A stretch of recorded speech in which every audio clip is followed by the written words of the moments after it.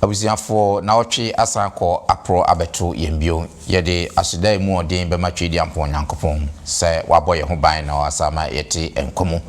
yede se ne one adi ni yie no sara ne enim yie se mu ne abusiafo so one mu adi ni yie kote mu nyinara ye ne wo hwe Joshua ose gidie ho adusua hodo a efri Joshua enhoma ne mo ye ne wo ya adusua no mienu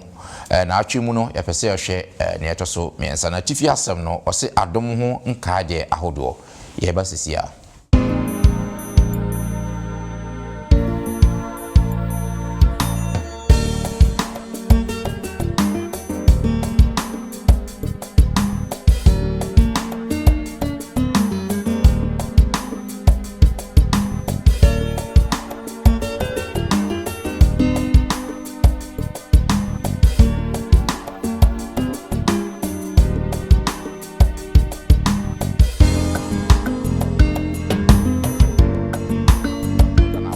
aje asasino oje asasina wachiche asasino ediama Israel musafo ku ni nyinara se Moses ni apamada kane de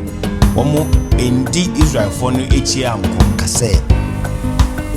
we bebe yetwai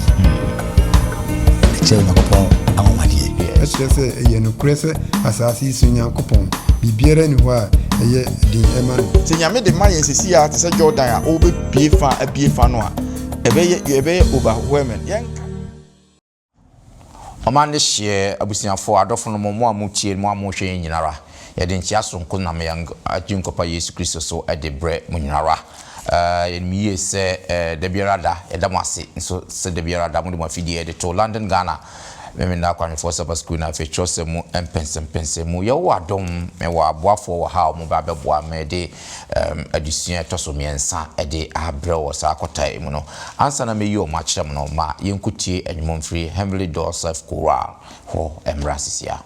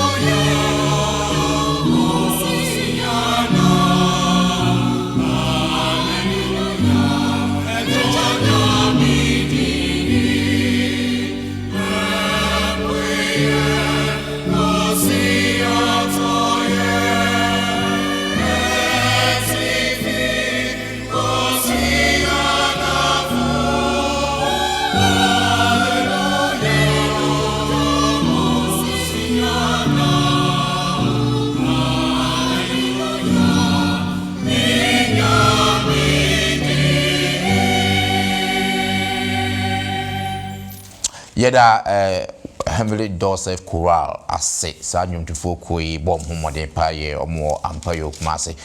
no kwasem se omo boa edwumade pa ye onyankopon enhira mo abusiafo ene na mede mani ebehwe efia se na fe abusiafo de odo abebo odo mu se emfa adisuan imbrem no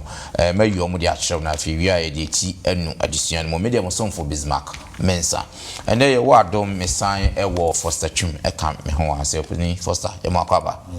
wait me da say ye tunza fro watimi aba me ko manima John Mensa Thompson enso ena ti wono opini ye mo akwaba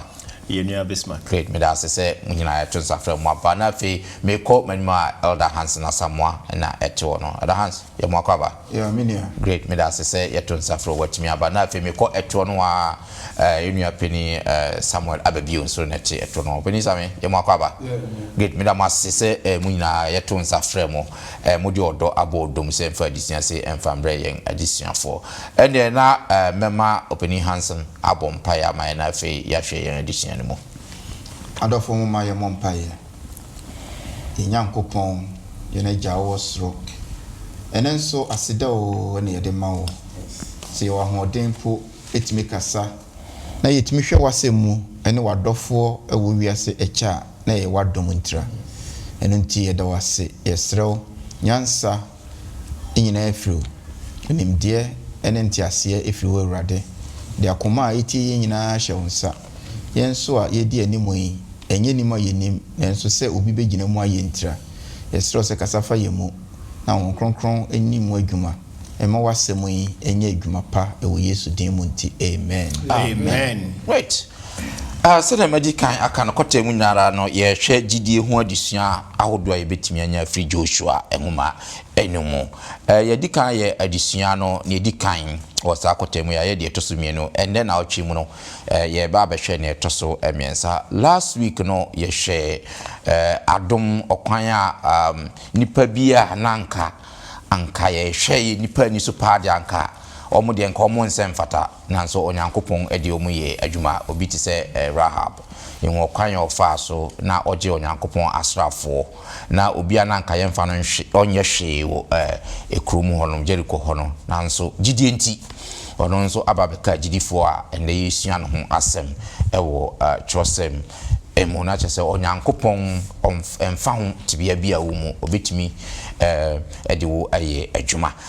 ye toa so se na ye nyina ye nim no Joshua na sesia no waba bedi okun nanim enti na butaye eye enan se wode Israel for no betwa Jordan na fe wode omutwa Jordan a wakon age asase no wode asase na wacheche asase no ede ama Israel musiafo ko ni nyinara wacheche wia na fe onyankopon emra ne na hyede a wahye om se omunis no momfansom no no wahwe ama ni nyina akoso pepepe na na butaye no eye ennan ti mu a ne ni na mu aye kwende na atwi mu no so ye behwe adom ho nka de ahodo anase memorials of grace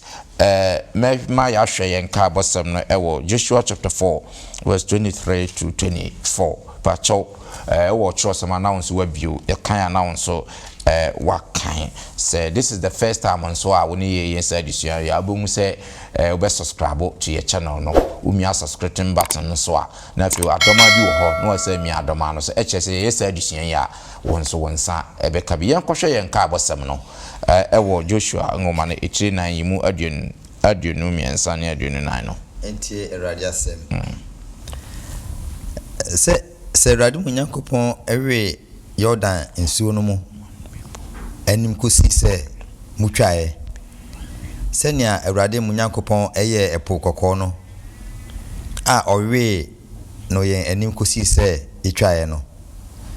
na asase so aman nyina ehunu erade ensase edin na mo suru erade munyankopon amen amen great yes ye ko yenim no ye behwe sa nkabo seminar fe ya dosodoso so hwe adusua no eni animu na wodi illustration beautiful be editor hodomo efa police ni officer bia obi driver ochi no na obkache ne se nipa no park car na nchen na okọ nipa no se nipa ko din komo nipa no so ye professor no say fa lances bra na menhwe say wo lances ai ma kwan say wo de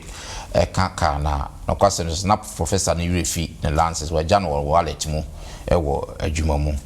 enti ne police ne no ka say well want me am produce lances there ene me ma fine enti o fine no de ma no say sa fine we na me ma no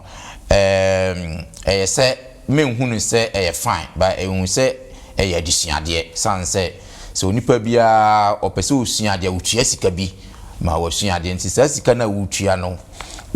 de asuade say free the crow ma wemfi o driving licenses nti sa na wo se hunu nti o de ba yemu bebisa ye say nipa ben ne wo wiase a on de wemfi ade obia wemfi bibi ye be sha se kwa na himself say ka se no wemfi bibi in fact we are prone to forgetfulness obia ewe echimi efibibi in the same way Israel for no so o show ma control mu free exodus e ba nyina na Nyankopon ye ma mu nyina no mu re dey no omure fi da edie ben na ebetimi aya niema Nyankopon eye mai because say you refi ye honhom mu ahi ade dia and dangerous because ye nkwaje ho asama we retimi mfi nkwaje ho asama we betimi afi wallet we betimi afi driving license we betimi afi whatever no betimi aye fine but say we refi honhom mu ade ehia wo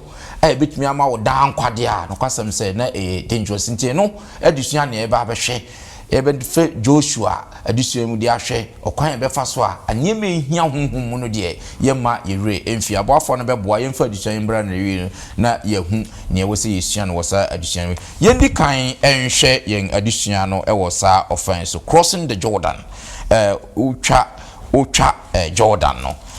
sene yedi kan anase sene yenim no ni mission ba kon Joshua ne se odom be cross Jordan but yenhwe niema bi a edi yanimu na yenkasa ho na yenhwe mfoni a etwa hye yen ewo hase yenhwe Joshua chapter 3 verse 1 to 5 Joshua 3 verse 1 to 5 iwi a yebekan ene numere eti du nanimu aduenu bako kopim aduenu enan no aduanan nine no Numbers chapter 14 41 to 44 but yendi kan Joshua 3 1 to 5 no Joshua chapter 3 verse 1 to 5 and Joshua sorry anopahima na wotu free sitting na odru Jordan ano ono ni Israel fo nyina na oda ho ansa na oricha na nansa wie duro no ahwefo no chini nsraba no mu kɔhyɛ ɔman no sɛ muhunu Awurade mu Nyankopɔn apam adaka no ne asɔfoɔ lewifoɔ a wɔso no a mo nso muntu mfiri deɛ mowɔ na munni akyire nanso munsusu ɔkwan bɛyɛ sɛ basafa mpim nto mu ne muntam mommɛn no sɛdeɛ ɛbɛyɛ a muahunu kwan kwa mobɛfa so ɛfiri sɛ momfa ɔkwan yi sɛ pen momfa akwa yi so pen enum na etwato no na Joshua ka kyerɛ ɔman no sɛ monte mo ho na ɔkyena Awurade bɛyɛ mo mu awawade amen yes mama there's a similar thing being so Numbers chapter 14 41 to 44 no yɛnhwɛ asɛm a ɛwɔ hɔ no mo nti Awurade asɛm na Mose ka sɛ ade na mofom Awurade asɛm no ɛho yi ye die enye yie momforo nkɔ na Awurade enim mu na mo atotɔ mo atamfo anim na Amalekfo ne Kenanfo ɛwɔ mo anim ɛhɔ na mobɛtotɔ nkrante ano na enam sɛ mo asan free Awurade akyi nti Awurade nso enim akyi na otintim wɔn anim ɛfrokɔ bepɔ no atifi na Awurade apamadaka no ene Mose anka wɔn ho free nsraba no mu amen yes Penny Thompson mama mbisa this is just before me cross Jordan no enti asie ben na wose ye nya wo ha denti na ofisi Nyankopɔ pɛ sɛ o me prepare o mo ho purify o mo ho ansa na o ma hye the next line of activity as in terms of crossing the Jordan no? Yo, Bismarck, bedawase yechia ahwefo ne etiefo nyina se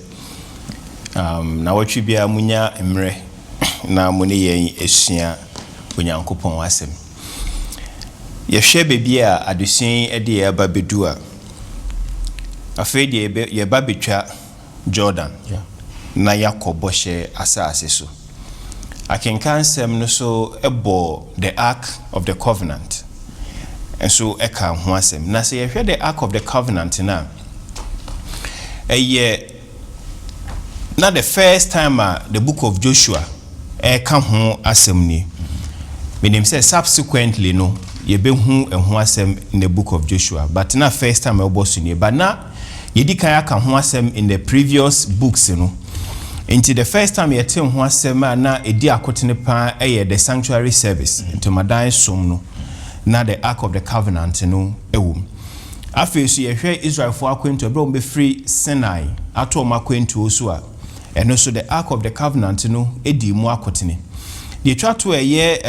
Numbers chapter 14 na yɛnua ne kenkae no asɛm bi a esi a Israel for no yɛ wɔn adwen sɛ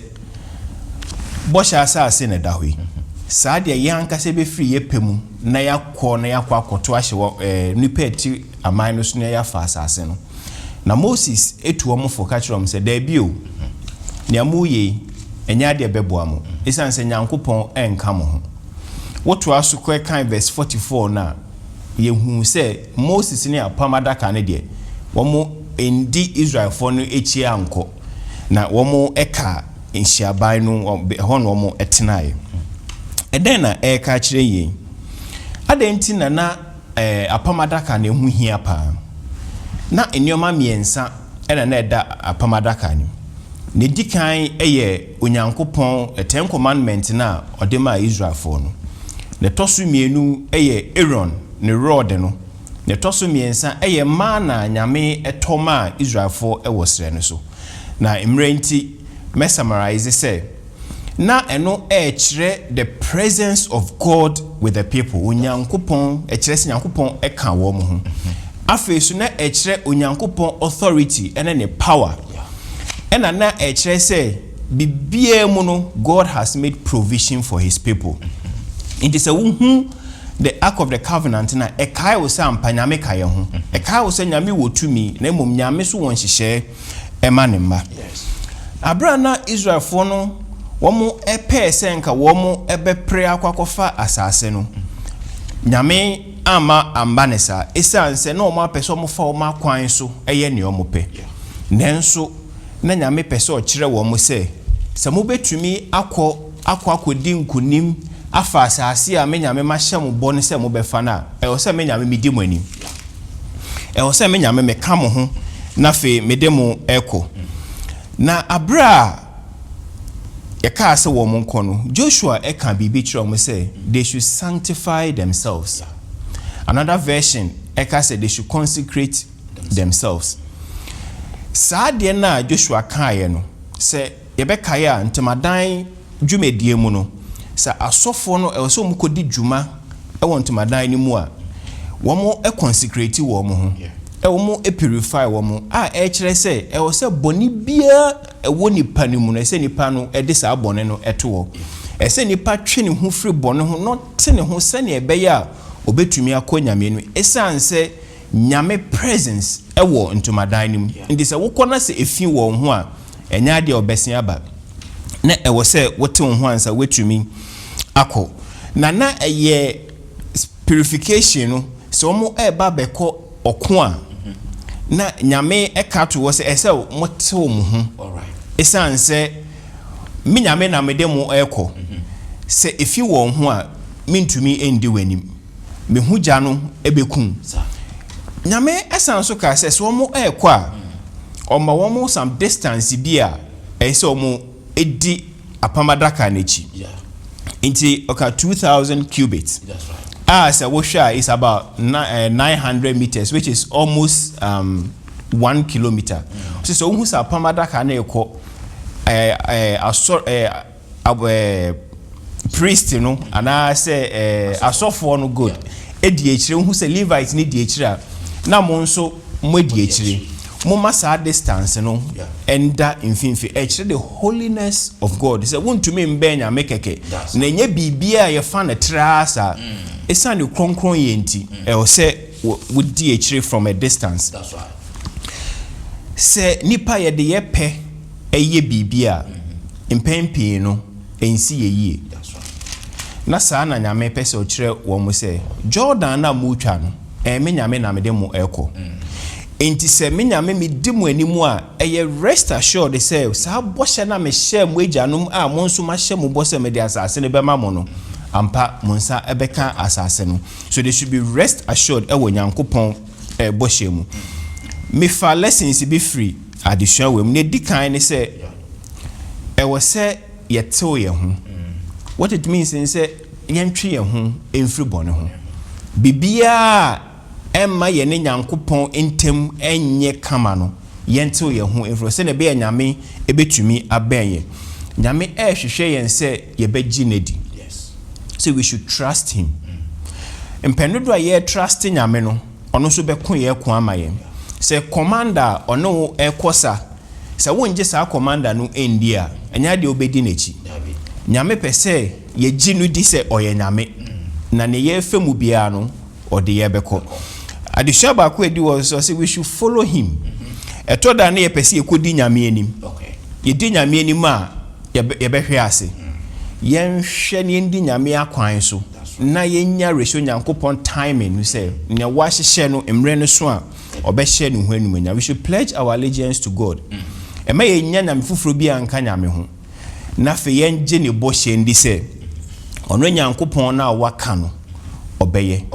onye nipa na wedi atro. Great. Me da say Openi Thompson wa tobo acheche mu abiebi mu kama pa the am we just before on be cross no e ho nhihye na Openi Thompson acheche mu e de am afa yenhwe see the living God of wonders onyankopon a otiase na o ya nwonwade now ye behwe se ne o cross Jordan ye hu se ne Exodus no mo cross epokoko no now ye behwe Jordan so se ne o cross Jordan yenhwe Joshua chapter 3 verse 6 no to 17 yenhwe anwade a onyankopon ye efa Jordan ne cross ne yen kind of boko na fi ntie se ne ezikoye ntie radiasem na Yoshua ka kire asofo no se monso apomadaka no ensin ni omano anim na oso apomadaka no edi omano anim na radi ka kire Yoshua se ene dai na me free ase mayo kese Israel nyina anim ani so na wahunu se senya medi Moses chi no saa na medi wachi na odie hye asofo a woso apamadaka no se mudru Jordan ensuo no ano a munyina Jordan mu na Yoshua ka kire Israel ma no se muntwemra ha na muntie Awurade munyankopon ensem ena Yoshua ka se ye na mode behu se onyankopon tiasefo no ewo mu na pamona obepamo Canaanfo se Heti ne Hetifo ne Hewifo ne Perisifo ne Gadisifo Gasifo ene Amorifo ene Yebusifo ene eno afri monim hwe asase nyina wura apam adaka no edi wanim akọ Jordan mu na afei monfa emarima dumienu emfri Israel musakunu ewusiaku biara emu nipa baako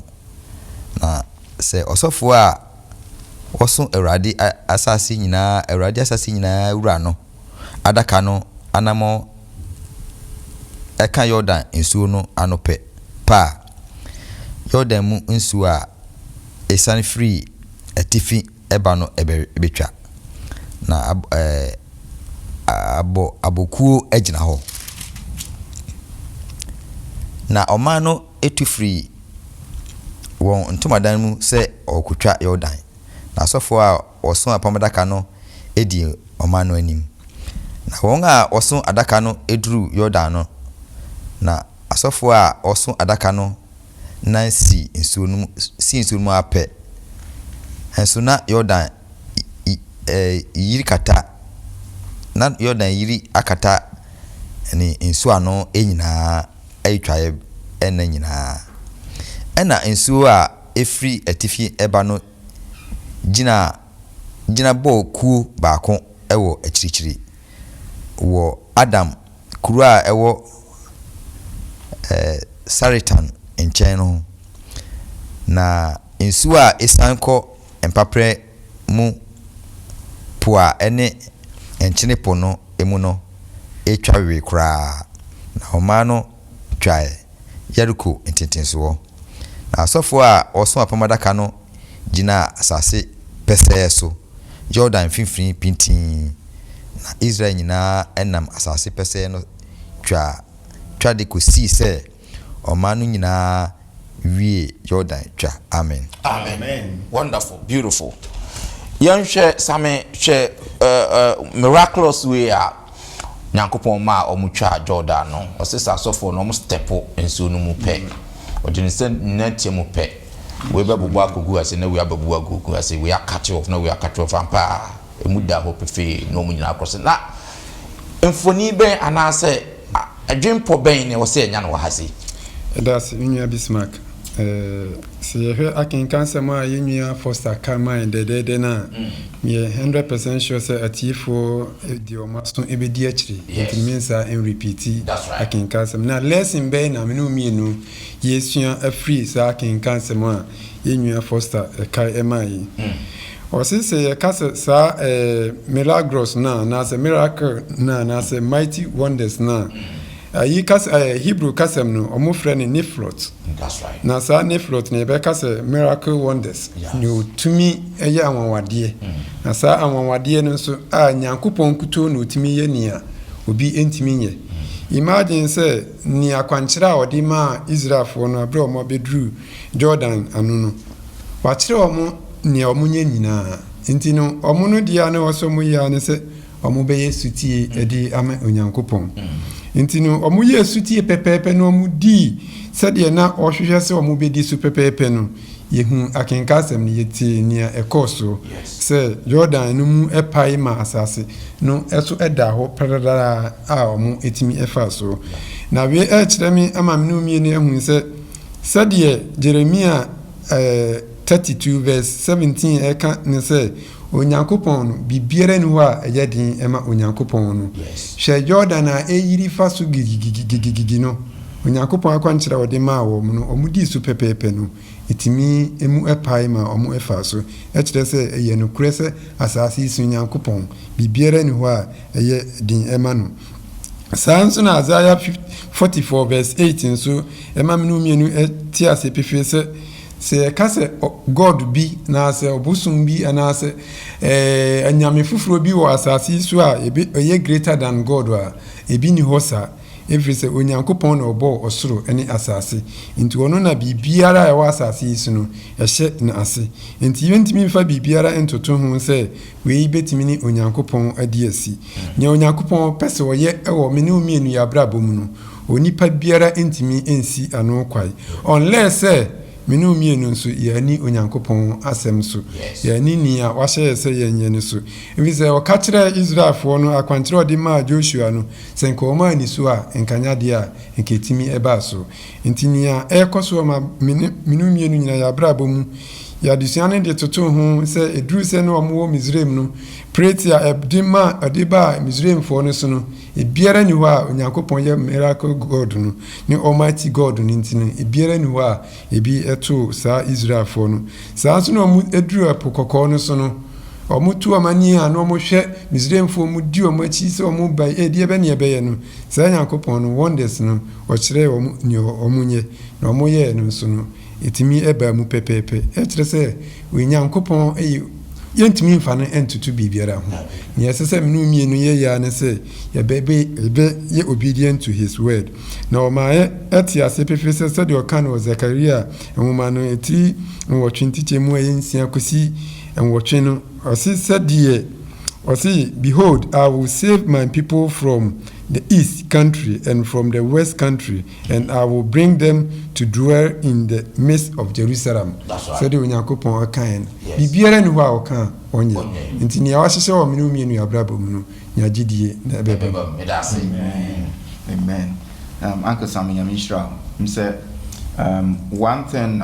Yɛnyɛ Kristofo yi ɛsɛ yɛgye tum kɛseɛ paa na sɛ yɛgye nyame die ne sɛ ɔyɛ nyame a ɔyɛ anwanwadeɛ ɔwɔ tumi sɛnea Sami kan, but may step back to crossing the Jordan no na me de abisi we say it's not always ɛna Jordan mu bɛ part ana mu bɛ bɛkye na no na yɛsɛ yɛte aseɛ ɔn sɛ yɛsua adeɛ se a na Israel for akɔhyia challenge na challenge no ene many people are downplaying the challenge say na uko Israel look geographically na uko gina asuo Jordan ho a nea ebeba nipa bebre timu ne say na subonten ketewa we na ekoye challenge kesi a ye miracle we ene say ukwa mpampuru mienu kura to so a utimi di kwa, but I can assure you say 2000 years is it April 2000 kura in those times, you know, it's about 3,000 years ago, 3,200 or 400 years. As our Jordan River, no, na big, very big. Or say, it's an say, we came so we ya we kema fashion in springtime, which means it's a so no Bible no crack can say na overflow in the banks. Yes. And overflow in the banks are according to Omo Munemuno, it goes over 1 mile. Overflow keke. Etina yensu a eso na irrigation any human activities any ye pia no okogina nsuo no sesi ye ya ayeketoa, but those times no na Jordan any Red Sea no ne kese anase ne challenger na e post no na yepe hwan kwa na betimi ama ye Nyankopon nti wa adesua misua yesua wo ha ne say ansa na Nyankopon beka kire wo say me ye miracle no o say prepare yourself. It is Israel from prepare omohono na ye den ya. Say miracle no ayeba no, if you are not prepared, you can't even take it. Ye mu bebre ye hwehwe nyame anim miracle, ye hwehwe anwamade be firi nyame ho. And so we are not prepared to even receive it. Say nyame de ma yen sisi ya te say Jordan a obe bie fa no a ebe overwhelming. Yen kai say enye nipa a efiri Misrim. Ah omutwa apokoko no, nyom wana na etwa Jordan no. The first generation is gone. 40 years aka only Caleb and Joshua nkwana omu free Misrim a omu ye mpanimfo a na omu abedru Jordan na no tinipa na abani nyina they were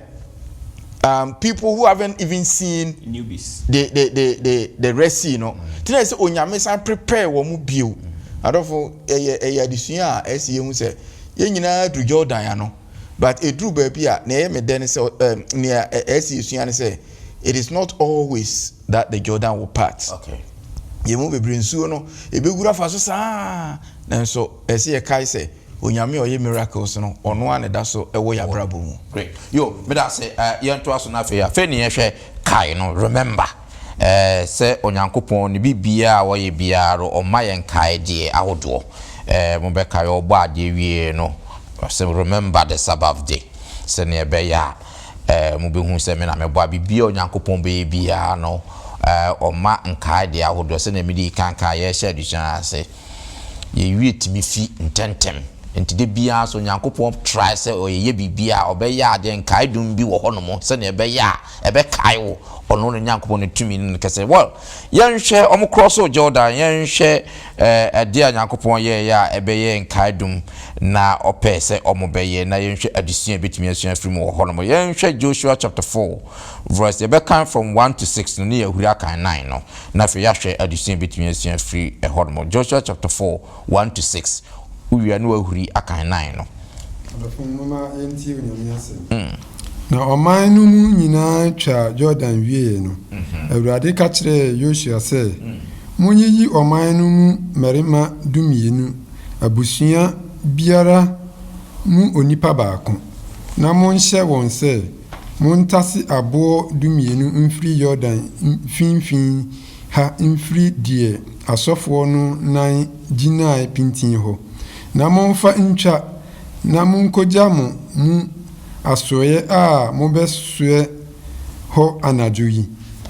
Ɛna Yosua firi mmarima 12 a oyii wɔn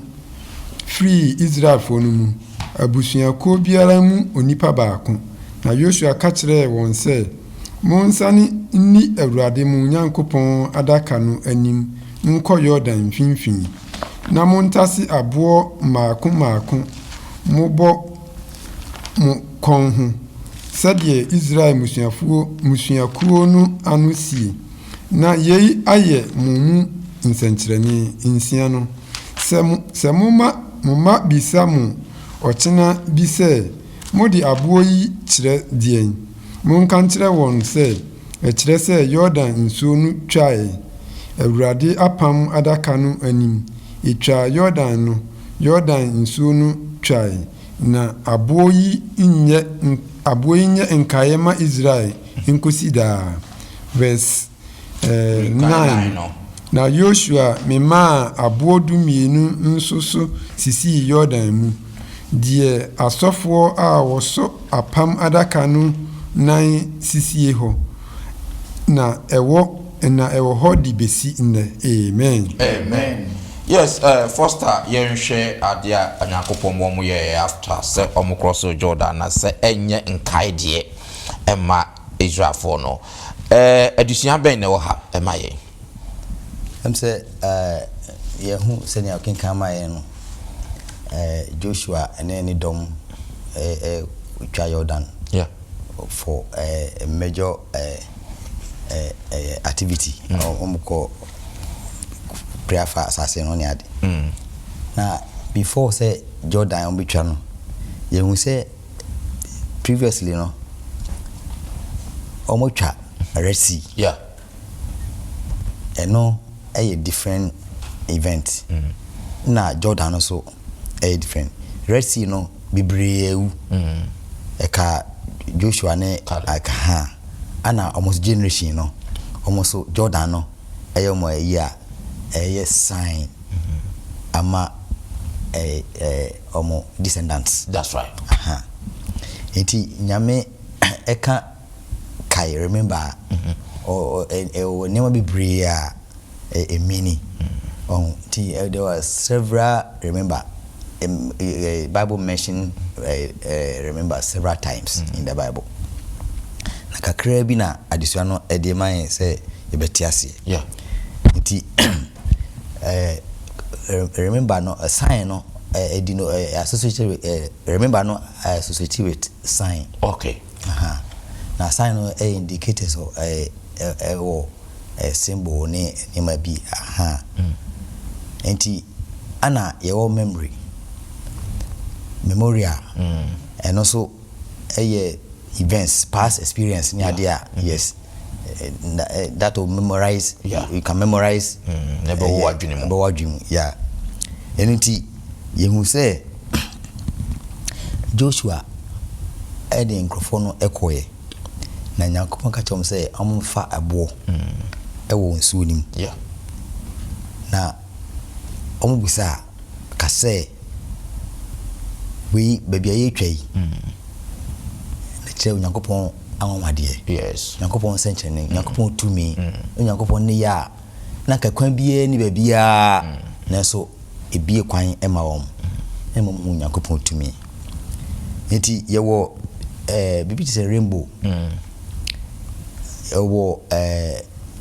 sign or doorpost Egypt. He deliver from slavery to Canaan. And they were Sabbath. Remember the Sabbath day to keep it holy. When me saying a sign a chain Yankopon to me, a chain Yankopon adebo, that is Sabbath, a chain adebo, rainbow no echre a pamoa or the Noah. Brian Swede by no say or the sign as he was say in Sue and Tobio. Embassy yeah, very good. Anna sa sign now blood no the doorpost near the no so redemption from slavery to Canaan, the promised land. Very good. Into here other kai and as I remember no remember lost wife and so she saying was no memory I started to be a all right chire na aye enkaye hu pe na achiro what happened so what I said you see intia enkadum na esiwo yeah very good and afi the Jordan cross Jordan no omo ifa abo no yeah the 12 tribes now of our yes echre obi bia everybody in this way on this earth irrespective of their character your background whatever ubia chese ubia ebe hu de yakopon to me aye very good enuti no adesua boyen ame hu ni say nyame to me every generation bia nyame eye nkaidum echre enchirima say omhu ni ditumi ene ne kese yenso eden na eye nkaidum amaye that's right nyame enam kan wo bebre so aboa eye ensenchene enam ne trosemi so amehu ni tumi ene ne kese ene trosemi agada we nyina ma yeso yehu se nyankopon wo tumi that's right enuti nyame pese yehu se ono ana oye kese sa ono ana oye tumi ono ana se obi somu na ono na yesom no isan se eni obonsam a o de onpadi nyina yi no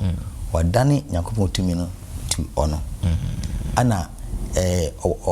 bibi etu yen bia eni obi nya bibia isusu se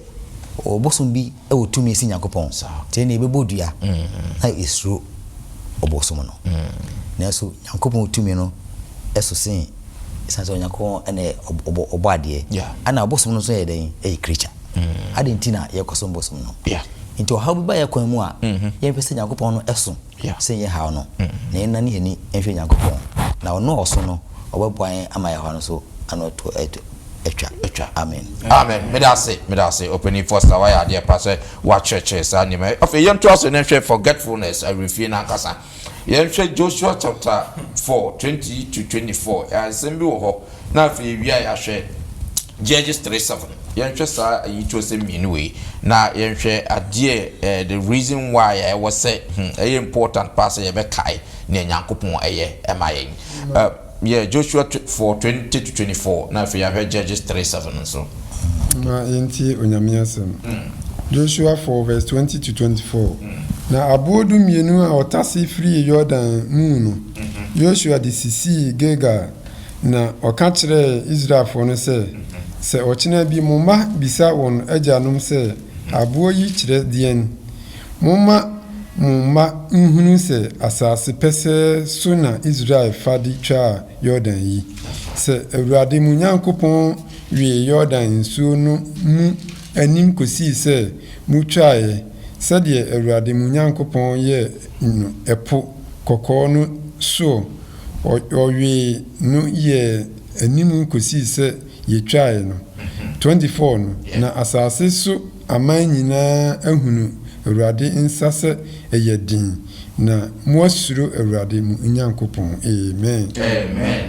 Judges there so me hwa some Judges e kan 3:7 ho 3:7 no say na Israel for no nia Awurade ani subone na ore free Awurade Nyankopon na okosom ba ne asrenua amen good opening has here show ababia wo se omu wi fi Onyankopon kosom ba e na ha se nso wo se omu ye nkade omu ma bibisa omu a na omu aka kire omu se aye fast as kesi so abra na Jordan ayere pa na aye bibisa e die na opposition free as e fa a refi me da say him say me can say opening foster nyamishra him say the opposite of remember is forget. Inti by extension no remember no one wadan no and I can say one kaidea na wo refi that is all but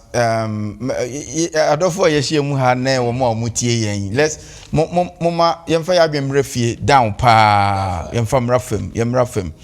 one say I will free the word I will free no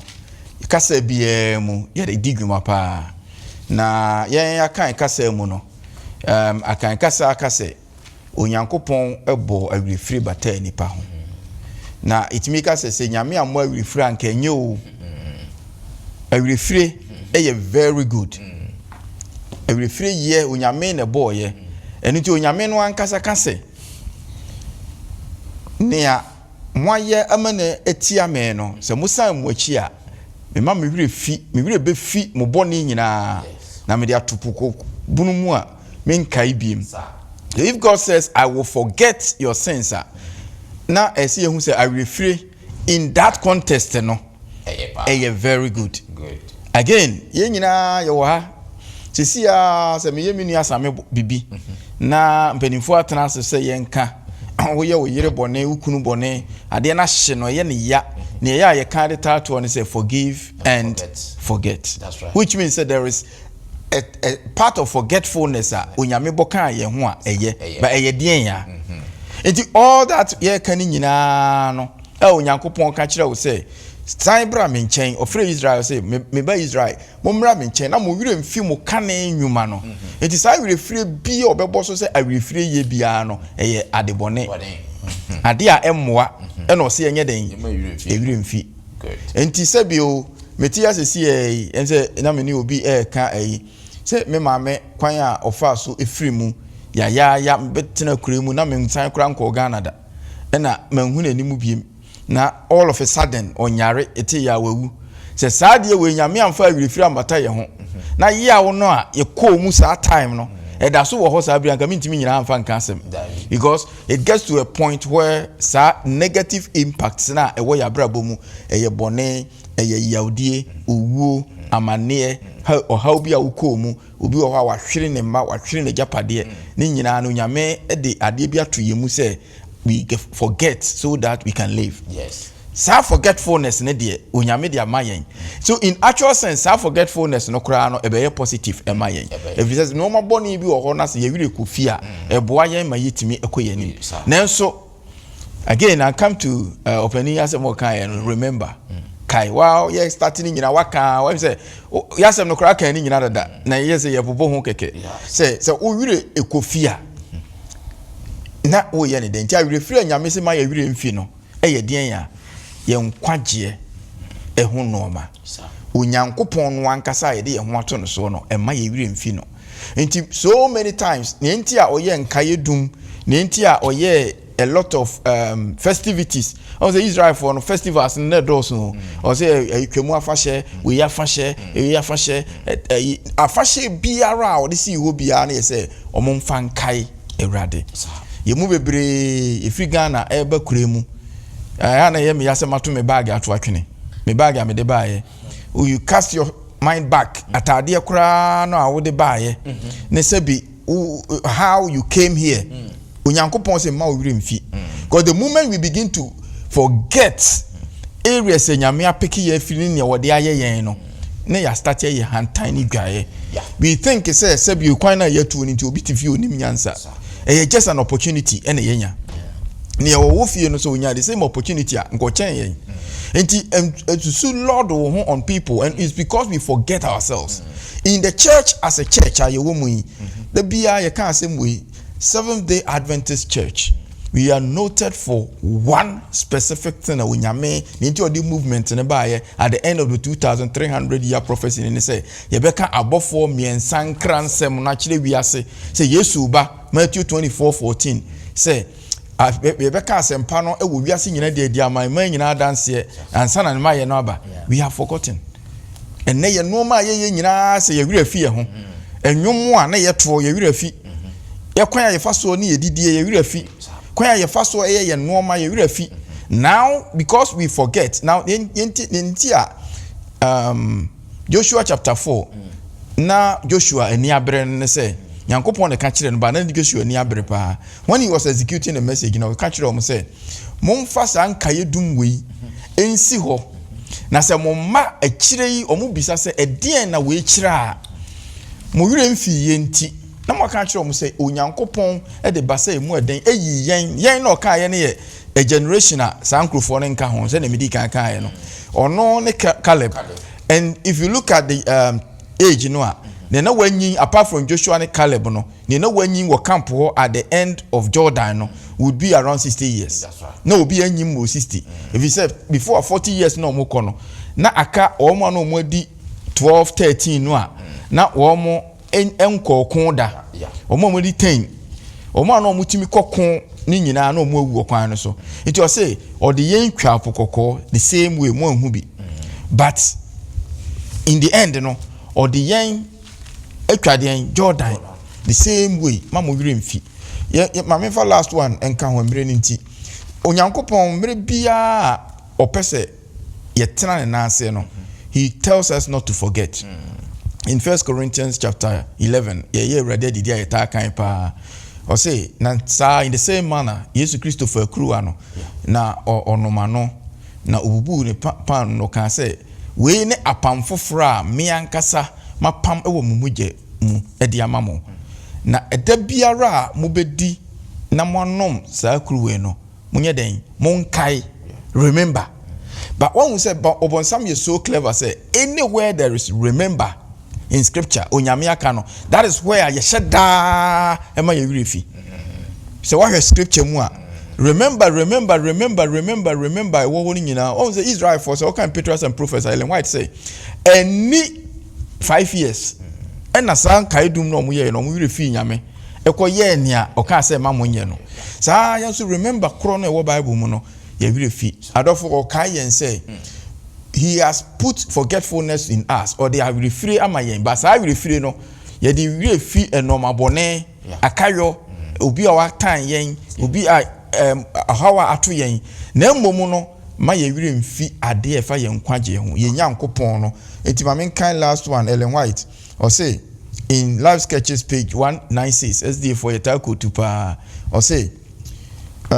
we have nothing to fear for the future except as we shall forget the way the Lord has led us and his teaching in our past history. Ye ni bibia ese ye suro ewo ye daachi mu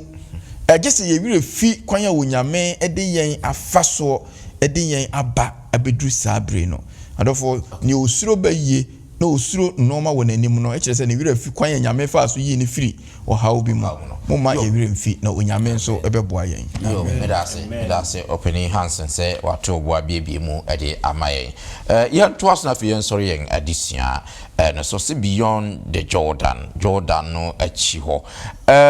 Jordan ho nsem dos bebre trustam no e kansem bebre efa Jordan yen hwe honhum mu no near Jordan ejina homa na afi ne betumi asua free around whatever that happened see what Jordan first of all Psalm 66 verse 6 eka assembly e wo hase yenhwe ansama what the yenyum e wo hase Psalm 66 verse 6 say oma epodane asase pese odi anamo etwa asukese enunti ye ni je ho amen yenhwe Jordan no mu no sana yenti ase e wo hase yo Bismarck bedase Jordan no edidwuma bebre ema nipa bi na yehwe ne kenkan ye ewo Psalm 66 verse 6 na nipa otwere sa Psalm no ono ama ne remfi enti ohwe ne anyame ayama no yes ewo na sit at that present time no ena okai ne anyame yema Israel for no yes o se oma epo eye asase wie afi so oma ne ma efa Jordan mu o kasa to event no ebom se eye one event esan nyame ayesa manu nti o se I will rejoice in him me die rusie ewo nyankopom o kai ne nyame ayama no it's beyond the Jordan nyame esesa na brabo nyame eye bibi sronko ewo na setenemu you share some 114 so a similar thing ewo ho otwerefo no so ehwe sachaya nyame ede bre Israel for in sachaya ben na Israel for ewo nkoasomu ewo Misraim nyame yi wo mu free Misraim ede wo mu twapo kokko no ede wo mu kof into freedom yes afi odo mu ekọ freedom wo nam wilderness no wo mo nenam ho na nyame eyi wo mo se oman a no wo mu eni asase mpo no nyame de wo mo kọ asase so de hye wo mo nsa se sisi ya de mpese mo ye oman mo nye nomads anase wo mo a wo mu chinchin isi ade maye mo oman nti beyond the Jordan no wo mo status esisai. That's right. Sana otrefo iso ehwese ono nso na oppression mu na ohia ena odem na atwetwe ena onemu nenso beyond the Jordan no na nyame eye ma no se nyame yini frisati bia ni nti ono na ye twetwe no afedie na ye twetwe bio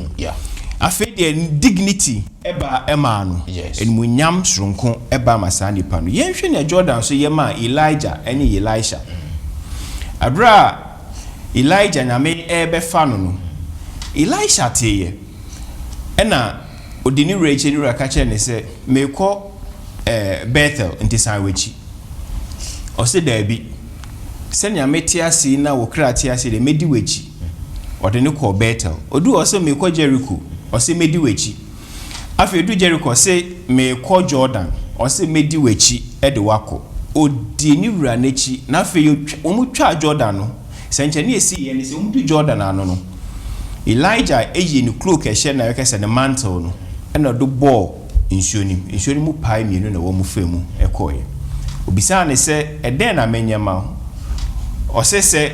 unhu se me kwa Elisha eka kire Elijah say I need a double portion of your spirit ena se ose ne we bi se the eden ne mom se unhu se me kwa na me abefa me na me kwa de wonsa be kanea we bisa ampa ne saka nyanya obisa ye no ono so oba ne chi no odu Jordan mu no cloak na Elijah ehye na atofom no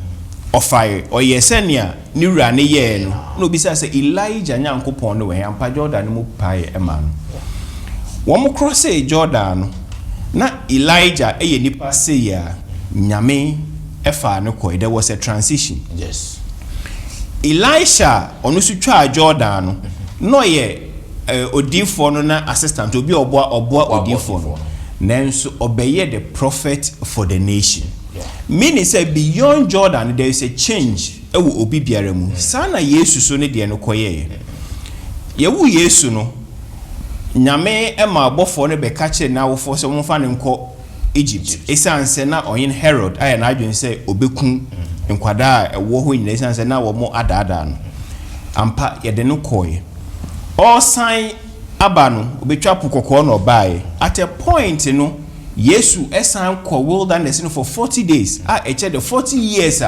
Israel for no konante ewo esre no so